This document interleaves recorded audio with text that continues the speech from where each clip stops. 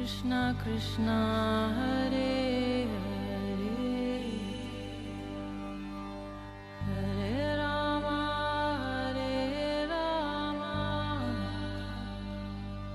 राम राम हरे हरे। नमस्कार, रेडियो मानव रचना 107.8 पर मैं हूं सरिता आपके साथ और शुरू हो चुका है कार्यक्रम आत्मदर्शन, जिसमें हम बात करते हैं प्रभु के दर्शनों की। अपने मन से, अपनी आत्मा से उस प्रभु को जानने की कोशिश करते हैं। बहुत सारी कथाएं, प्रसंग हमें सुनाती हैं इस प्रोग्राम में रागलेखा दासी जी, चरणाश्रित युगाचार्य श्रीमद भक्ति वेदांत नारायण गोस्वामी जी की शिष्या। आज भी वो हमारे साथ स्टूडियो में मौजूद हैं, तो चलिए उनका स्वागत करते हैं। रागलेखा दासी जी, आपका स्वागत है हमारे स्टूडियो में। हरे कृष्ण। रागलेखा दासी जी, बहुत सारी कथाएं, बहुत सारे प्रसंग आप हमें ऐसे सुनाती हैं उन भक्तों के, उन परिकरों के, जिनके जीवन से हमें कुछ ना कुछ प्रेरणा मिलती है कि हमें भी किस तरह से प्रभु भक्ति में खुद का मन लगाना है, अपने आप को प्रभु से जोड़ने की कोशिश करनी है, उस प्रभु भक्ति में हमने डूब जाना है। ये सारी बातें आप हमें बहुत सारी कथाओं और प्रसंगों के माध्यम से समझाती हैं। तो पिछले कई एपिसोड से आप हमें ऐसे ही परिकरों की, ऐसे ही भक्तों की कहानियां सुना रही हैं, जीवन परिचय बता रही हैं, जिन्होंने अपना पूरा जीवन भक्ति मार्ग पर ही लगा दिया। भक्तों में जो जिज्ञासा होती है प्रभु को जानने की, वो सारी बातें आप हमें बताती हैं। तो आज के इस कार्यक्रम में आप किस प्रभु भक्त की कहानी हमें सुनाने वाली हैं? आज हम महाराजा प्रताप रुद्र के बारे में बात करेंगे, चर्चा करेंगे, क्योंकि महाराजा प्रताप रुद्र महाप्रभु के समय में थे और पहले जो जगन्नाथ जी के सेवक थे इंद्रद्युम्न महाराज, उन्हीं के ही वो महाप्रभु के लीला में वो प्रताप रुद्र नाम से उन्होंने जन्म ग्रहण किया जी। तो उनके पिताजी का नाम था कपिलेंद्र देव और माताजी का पार्वती देवी। और महाप्रभु जी के समय में विशेष प्रतापशाली स्वाधीन राजा थे राजा प्रताप रुद्र। कटक इनकी राजधानी थी। महाराजा प्रताप रुद्र, उनकी पत्नियां एवं राजपुत्र सभी महाप्रभु जी के भक्त थे। पत्नियों में से गौरी प्रधाना महिषी थी और 5 पुत्रों में से एक पुत्र गौरी का भी था। 5 में से ज्येष्ठ पुत्र का नाम था पुरुषोत्तम जाटव। राजा प्रताप रुद्र ने काशी मिश्र जी को गुरु रूप में स्वीकार किया था और अत्यंत निष्ठा के साथ उनकी सेवा किया करते थे। तो काशी मिश्र जी थे, वो राज पुरोहित थे, इसलिए वो उनके गुरु थे राजा प्रताप रुद्र के। और वो राजा प्रताप रुद्र उनकी बड़ी निष्ठा पूर्वक सेवा करते थे। वो जितने दिन भी पुरी में रहते थे, उतने दिन काशी मिश्र भवन में जाकर दोपहर के भोजन के पश्चात श्री गुरुदेव काशी मिश्र की चरण सेवा किया करते थे और साथ ही में जगन्नाथ जी की सेवा ठीक प्रकार से हो रही है कि नहीं, गुरु जी से जिज्ञासा करते थे। काशी मिश्र के भवन में ही महाप्रभु जी का वास स्थान है। महाप्रभु जी काशी मिश्र के घर के आंगन में बने एक छोटे से कमरे में रहते थे। उड़िया भाषा में छोटे ग्रह को गंभीरा कहते हैं। श्री राय रामानंद जी द्वारा रचित जगन्नाथ वल्लभ नाटिका में तो पढ़ने से मालूम होता है कि महाराज प्रताप रुद्र असाधारण प्रभावशाली शौर्यवीर संपन्न राजा थे। इतना होते हुए भी उन्हें किसी प्रकार का कोई अभिमान नहीं था। भले वे तो उदार हृदय के परम वैष्णव थे। वे विद्वानों को उत्साह देते रहते थे। उन्हें गौरांग महाप्रभु जी की अपार कृपा प्राप्त थी। महाराजा प्रताप रुद्र ब्राह्मण धर्म के संरक्षक और वैष्णव धर्म के विशेष पारिपोषक थे। राजा प्रताप रुद्र जी महाप्रभु, राय रामानंद जी, काशी मिश्र और सार्वभौम भट्टाचार्य आदि सभी के अत्यंत प्रिय पात्र थे। जी।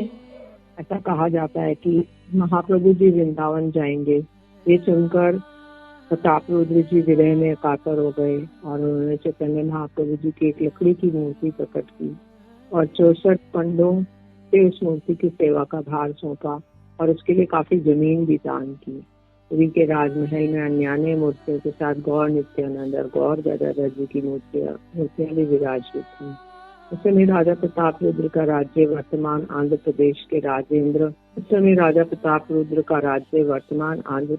के राजमहेंद्री नामक एक स्थान तक फैला हुआ था। राजा प्रताप रुद्र जी के पिता श्री पुरुषोत्तम देव ने अपने पिता के राज्य के हारे हुए स्थानों को पुनः जीता एवं उड़ीसा के राज्य को अपनी क्षमता से राजमहेंद्री तक फैलाया। श्री पुरुषोत्तम देव जी भगवान जगन्नाथ देव जी के अनन्य शरण भक्त थे। ऐसा कहा जाता है जगन्नाथ जी देव जी ने युद्ध क्षेत्र में स्वयं आकर उनकी सहायता की थी। इस संबंध में एक घटना संक्षेप में वर्णन कर सकते हैं। जब श्री पुरुषोत्तम ने कांची नगर की राजकुमारी पद्मावती के साथ विवाह निश्चित हुआ तो वे कन्या के जो पिताजी थे राजा वर को मिलने के लिए पुरी आए। जब कांची के राजा पुरी में पहुंचे तो उस समय रथ यात्रा का समय था और राजा पुरुषोत्तम देव सोने की झाड़ू से रथ के आगे झाड़ू लगा रहे थे, रास्ता साफ कर रहे थे। अच्छा। तो कांची नरेश ने कहा कि मैं झाड़ूदार चंडाल के साथ अपनी कन्या का विवाह नहीं करूंगा। उन्होंने विवाह करना अस्वीकार कर दिया। कांची राजा गणेश जी का भक्त था कि जैसी श्रद्धा गणेश जी में थी वैसी जगन्नाथ जी में भी नहीं। पुरुषोत्तम देव जी को जब अश्रद्धा की बात मालूम हुई तो वे बड़े शुद्ध हो थे। उन्होंने एक बड़ी सेना के साथ उन्होंने कांची राज पर आक्रमण कर दिया, किंतु पहली बार सफलता उनके हाथ न लग पाई। अतः वह हताश होकर जगन्नाथ जी की शरणापन्न हुए। जगन्नाथ जी के द्वारा यह आश्वासन देने पर कि वे युद्ध में उसकी सहायता करेंगे तो पुनः कांची राज पर आक्रमण कर दिया। पुरी से 12 मील दूर आनंदपुर नामक गांव में एक ग्वालिन राजा को देखकर बोली, 2 अश्वरोही सैनिकों के ने उसके पास से दूध, दही और लस्सी पी है और उसके मूल्य में बदले में उन्होंने एक अंगूठी दी है और ये अंगूठी आपको देकर आपसे मूल्य लेने की बात बोल रहे हैं। तो ऐसा हुआ कि 2 सैनिक जब राजा आक्रमण करने जा रहे थे तो आगे आगे 2 सैनिक चले तो उनको रास्ते में प्यास लगी। तो एक ग्वालिन छाछ बेच रही थी तो उन्होंने बोला हमें ये छाछ पिला दो। तो पिला दी तो उसने बोला पैसा दो। बोले हमारे पास पैसा तो नहीं है, हम ये अंगूठी दे देते हैं। उस पर लिखा था जय जगन्नाथ जय बलदेव सिंह, और हमारे पीछे हमारे राजा आ रहे हैं, वो आपको मूल्य देंगे, उनको ये अंगूठी दिखा देंगे। अच्छा। तो ग्वालिन ने जब अंगूठी दिखाई तो राजा समझ गए कि ये जगन्नाथ बलदेव जी हैं जो सैनिक का वेश बना के गए हैं। राजा ने ग्वालिन को पुरस्कार दिया और राजा ने युद्ध में जय प्राप्त कर कांची राजा के मणियों से बने सिंहासन को हरण कर लिया। तो उनके पास एक सिंहासन था जिसपे मयूर बने हुए थे मणियों से, और उसे जगन्नाथ जी की सेवा में समर्पण कर दिया। कांची राजकुल के पूजित गणेश जी को भी पुरी में ले आए, तो उनका नाम हुआ भंड गणेश। तो क्योंकि वो नाना प्रकार से युद्ध में विघ्न उत्पादन करते थे इसलिए भंड गणेश नाम पड़ा। कांची राज अपनी कन्या पद्मावती को स्वयं पुरी लाए। रथ यात्रा के समय स्वर्ण के झाड़ू से स्वयं रथ का रास्ता साफ करते हुए उन्होंने अपनी कन्या पुरुषोत्तम देव के हाथ में समर्पण कर दी। इससे पुरुषोत्तम देव की प्रतिज्ञा की रक्षा हुई। सन 1497 तक पुरुषोत्तम देव ने राज्य किया। उसके पश्चात राजा प्रताप रुद्र ने राज्य पर अभिषिक्त होकर 1540 तक राज्य किया। राजा प्रताप रुद्र की कथाना महिषी गौरी के अतिरिक्त महाराज की पद्मा, पद्मालय, शीला, महिला नाम की 4 और महिषियां थी। राज दर्शन सन्यासी के लिए बड़ा अहितकर है। ये लोग शिक्षक महाप्रभु जी ने पहले अनुकूल भाव नहीं दिखाया। महाप्रभु कहते थे कि मैं राजा का दर्शन नहीं करूंगा क्योंकि राजा विषयी होता है, इसलिए वो लोग को शिक्षा देना चाहते थे, इसलिए उन्होंने कहा। किंतु जब उन्होंने राजा की ये झाड़ू सेवा देखी तब वो उनका चित्र अभिभूत हो गया और उन्होंने उनसे कृपा करने की सोची। राजा प्रताप रुद्र महाप्रभु के दर्शनों के लिए अत्यंत व्याकुल होकर बार बार सार्वभौम भट्टाचार्य जी से प्रार्थना करते, किंतु वे महाप्रभु जी की उन पर कृपा करें। भट्टाचार्य जी ने ये बात महाप्रभु जी के सम्मुख निवेदन की। इस बात को सुनते ही महाप्रभु जी ने अपने कानों पर हाथ रख दिए। बोले, विरक्त सन्यासी, हमार राज दर्शन स्त्री दर्शन सम विषय भक्षण। मैं विरक्त सन्यासी हूँ, मेरे द्वारा राजा का दर्शन स्त्री दर्शन के समान है। एक विरक्त सन्यासी के लिए जहर खाने की तरह है। यद्यपि राजा जगन्नाथ जी के श्रेष्ठ सेवक भक्त हैं, फिर भी राजा शब्द काल शब्द के समान भय प्रदान करने वाले हैं। जी, बहुत ही सुंदर प्रसंग चल रहा है श्री प्रताप रुद्र देव महाराज जी के बारे में, और किस तरह से वो प्रभु के दर्शनों के लिए व्याकुल थे, ये हमें बता रही हैं रागरेखा दासी जी। आगे और भी जानेंगे इनसे, लेकिन एक छोटे से ब्रेक के बाद सुनते हैं एक प्यारा सा भजन, फिर लौट कर आते हैं। आप जुड़े रहिए रेडियो मनोरचना 107.8 के साथ कार्यक्रम आत्मदर्शन में। Feel good, feel live. Anupam Madhuri जोरी हमारे श्याम श्यामा की। अनुपम माधुरी जोरी हमारे श्याम श्यामा की। रसीली रस भरी अखियाँ हमारे श्याम श्यामा की रस भरी अखियाँ हमारे श्याम श्यामा की।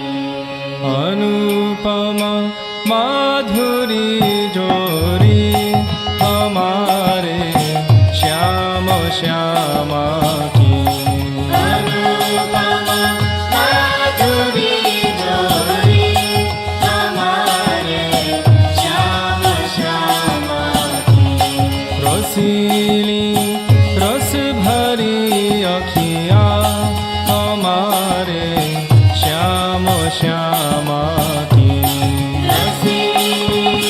रस भरी अखियाँ हमारे श्याम श्यामा की।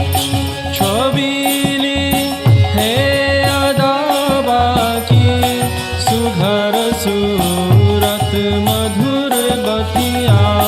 छबीली है अदाबा की सुघर सूरत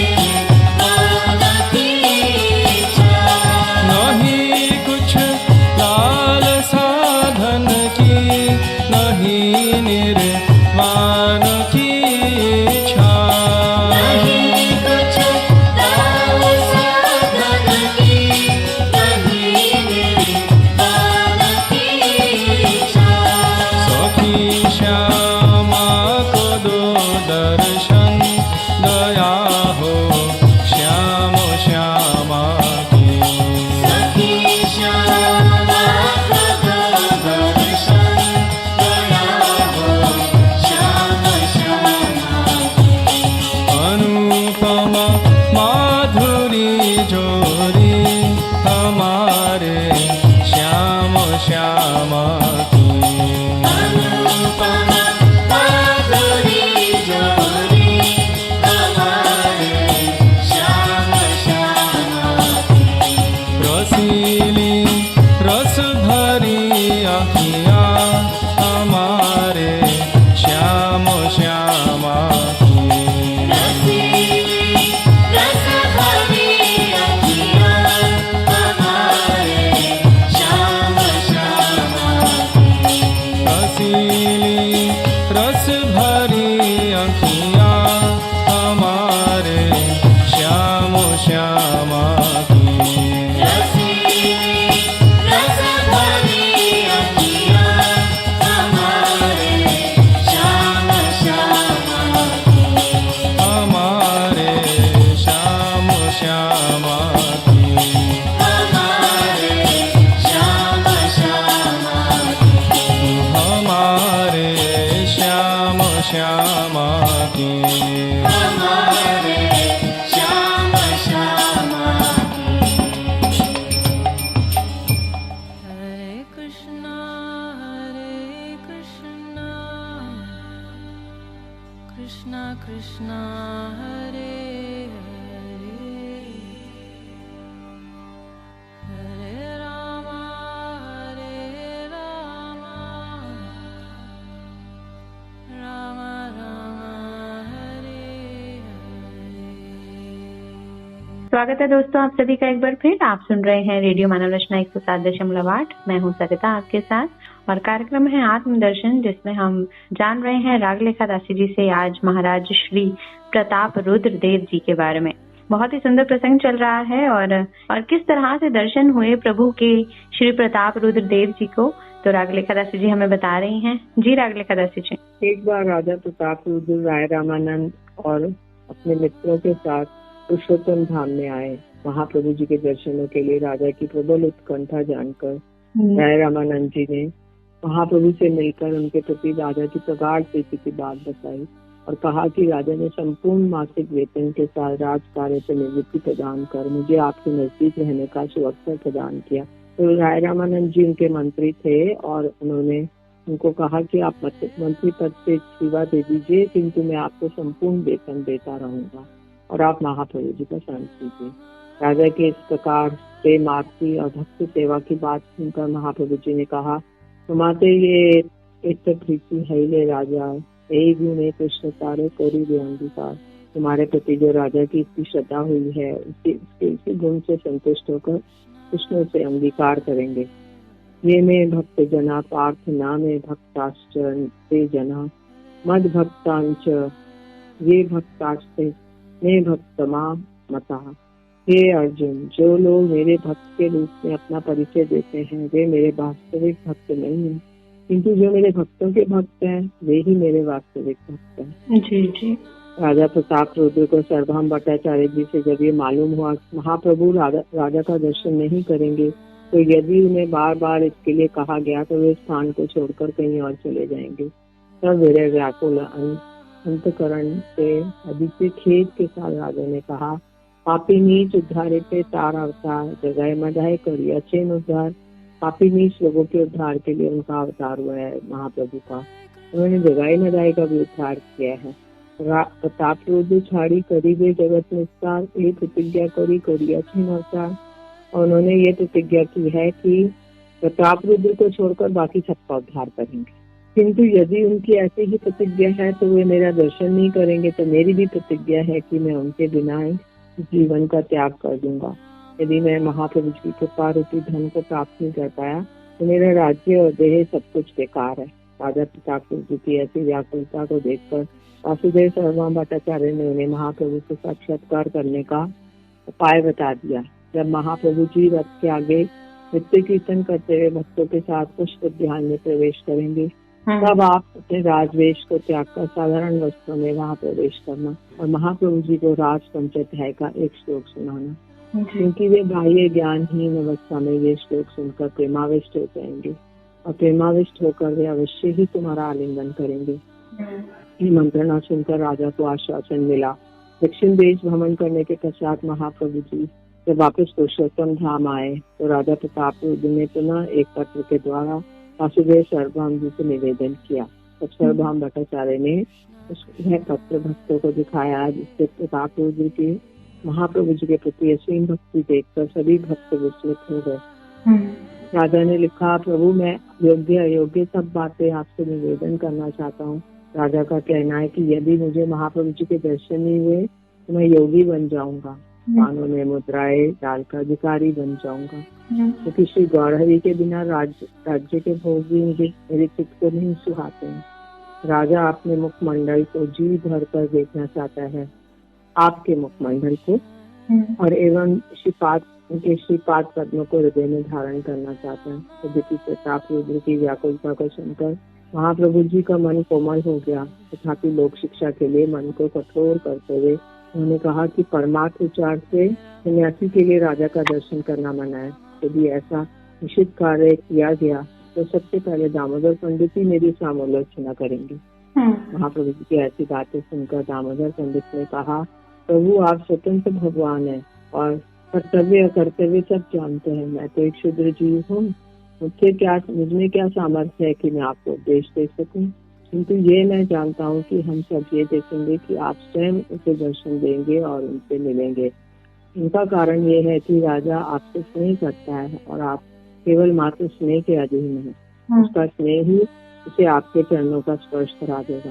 यद्यपि आप परम ईश्वर हैं, फिर भी स्वभाव के कारण आपके प्रेमी के वशीभूत हो जाते हैं। अनुरागी व्यक्तियों को यदि उनके इष्ट ना मिले तो वे प्राण तक त्याग देते हैं। ऐसा कहकर नित्यानंद प्रभु जी ने राजा की प्राण रक्षा के लिए महाप्रभु को बहिर्वास, सन्यासियों के पहनने वाला बाहर का वस्त्र मांगा। उसे देने में महाप्रभु जी ने कोई आपत्ति नहीं की। नित्यानंद प्रभु जी ने वह बहिर्वास वासुदेव सर्वभौम जी के माध्यम से राजा के पास भेज दिया। उसे प्राप्त कर राजा प्रताप रुद्र परम आनंदित हुए। वे इस वस्त्र को महाप्रभु जी से अभिन्न जानकर उसकी पूजा करने लगे। राजा की अनुमति से राय रामानंद दक्षिण से पुरी में आकर रह रहे थे, और उस समय फिर जब राजा प्रताप रुद्र की महाप्रभु जी के दर्शनों के लिए व्याकुलता बढ़ी तो राय रामानंद जी ने पुनः महाप्रभु जी से राजा को दर्शन देने के लिए विशेष प्रार्थना की। पहले तो लोक शिक्षा के लिए महाप्रभु जी ने सन्यासी के आचरण के संबंध में सावधान करते हुए कहा, वैसे सफेद वस्त्र पर लगी स्याही की बूंद को छुपाया नहीं जा सकता, कि किसी प्रकार सन्यासी का थोड़ा से दोष जो होता है वो सबकी दृष्टि में आता है। दूध से भरा हुआ कलश इस प्रकार एक बूंद शराब से अपवित्र हो जाता है। इसी प्रकार सब तरह से गुणवान होने पर भी एक राजा नाम जिसने प्रताप रुद्र को मलिन कर दिया है। राय रामानंद जी ने शुद्ध प्रेम के वशीभूत महाप्रभु की राय रामानंद जी के आवेदन को पूरी तरह नकार नहीं पाए और आत्मा एवं जायते पुत्र इस नीति के अनुसार राजा के पुत्र से मिलन से मिलित हो सकते हैं ऐसा निर्देश दे दिया। महाप्रभु जी की इच्छा को महाप्रभु जी ने कहा कि मैं उनके पुत्र से मिल सकता हूँ। महाप्रभु जी की इच्छा को जानकर प्रताप रुद्र जी ने अपने पुत्र को महाप्रभु जी के पास भेजा। किशोर अवस्था, पीताम्बरधारी, श्यामल वर्ण, कमल नेत्रों वाले सुंदर राजपुत्र को देखकर महाप्रभु जी को कृष्ण की स्मृति हो गई। महाप्रभु जी ने उस बालक का आलिंगन किया और महाप्रभु जी के स्पर्श से वे राजपुत्र के शरीर में प्रेम के विकार प्रकट हो गए। बाद में पुत्र पिता के पास वापस गया तो प्रताप रुद्र जी ने उसे आलिंगन किया। पुत्र का स्पर्श पाकर उन्हें ऐसा अनुभव हुआ, उन्होंने महाप्रभु जी का आलिंगन किया और पुत्र के सद्बुद्ध आलिंगन को पाकर राजा प्रेमाविष्ट हो गया। दीन व्यक्ति पर भगवान अधिक कृपा करते हैं, क्योंकि कुलीन पंडित धनी में बहुत अभिमान होता है। महाराज प्रताप रुद्र सर्वगुणों से गुणी या प्रतिष्ठावान व्यक्ति होने पर भी निरभिमानी थे। महाप्रभु जी द्वारा ऐसे ही कठोर भाव से दर्शन नहीं देंगे। अवलंबन करने पर राजा की कुछ सेवा देखकर उनके हृदय में उसके प्रति कृपा उमड़ पड़ी और वे संतुष्ट हो गए। उस समय राजा प्रताप रुद्र अपने हाथों से सेवा कर रहे थे। वे सोने में मड़ी हुई झाड़ू लेकर रास्ते को झाड़ रहे थे और चंदन मिश्रित जल का छिड़काव कर रहे थे। राजा सिंहासन पर विराजमान होते हुए भी एक छोटी सेवा कर रहे थे। वे सर्वोत्तम होकर भी कुछ सेवा कर रहे थे, इसलिए वे जगन्नाथ जी की सेवा के पात्र भी थे। महाप्रभु जी ने राजा प्रताप रुद्र की ये सेवा देखकर बहुत सुखी हुए और उसकी इसी सेवा के कारण ही राजा को महाप्रभु जी की कृपा प्राप्त हो गई। भगवान की कृपा हेतु की कृपा होती है। वे कब किस पर कैसे कृपा करेंगे ये वही जानते हैं। कई बार प्रत्यक्ष रूप से कृपा न करके वे अप्रत्यक्ष रूप से कृपा करते हैं। राजा की कुछ सेवा देखकर महाप्रभु जी प्रसन्न हो गए, इसलिए साक्षात राजा से कृपा करते हुए न दिखने पर भी महाप्रभु जी ने अप्रत्यक्ष रूप से अपना शरीर दिखाकर राजा को कृतार्थ किया। रथ यात्रा के समय जब 7 संप्रदायों में भक्त अलग अलग संकीर्तन कर रहे थे, उसी समय महाराज महाप्रभु की अलौकिक शक्ति के प्रभाव से सभी संप्रदायों के भक्तों को ऐसा अनुभव हुआ कि महाप्रभु जी कृपा करके केवल उन्हीं के संप्रदाय में है और किसी के नहीं। जब महाप्रभु जी अपने 7 स्वरूपों से 7 संप्रदायों में थे, महाप्रभु जी की अपरिसीम कृपा से राजा प्रतापरुद्र महाप्रभु जी की सतीज अद्भुत लीला का दर्शन कर विस्मित हो गए। तो मतलब महाप्रभु जी 7 ग्रुप में 7 रूपों में प्रकाशित हो गए और राजा ने इसको देखा।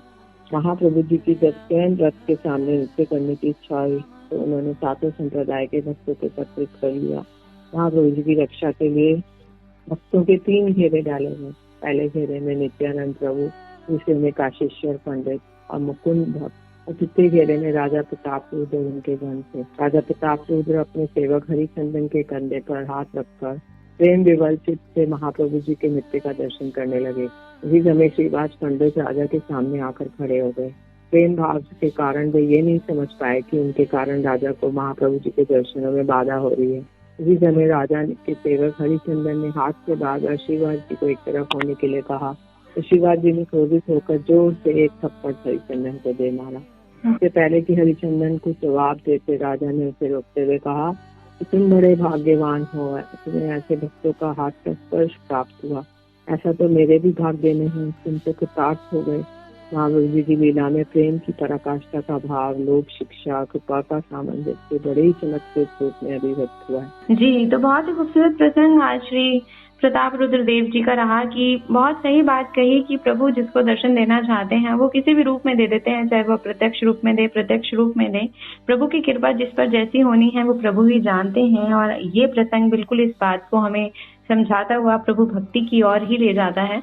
तो इसी तरह से बहुत सारे प्रसंग और कथाएं हम जानते रहेंगे आगे भी रागलेखा दासी जी से, लेकिन आज के लिए बस इतना ही। तो रागलेखा दासी जी आपका बहुत बहुत शुक्रिया हमारे स्टूडियो में आने के लिए। हरे कृष्ण। श्रोताओं, अगले एपिसोड में और भी बहुत कुछ आत्मदर्शन प्रोग्राम के अंतर्गत आपसे बहुत सारी बातें करेंगे। आपको बहुत कुछ ज्ञान का हम देने की कोशिश करते हैं इस प्रोग्राम के माध्यम से। तो आपको ये प्रोग्राम कैसा लगता है आप हमें जरूर SMS करके बता सकते हैं 8010781078 पर। तो आज के लिए बस इतना ही, हमें दीजिए इजाजत और सुनते रहिए रेडियो मानव रचना 107.8 पर आने वाले अन्य कार्यक्रमों को भी। Feel good, feel live.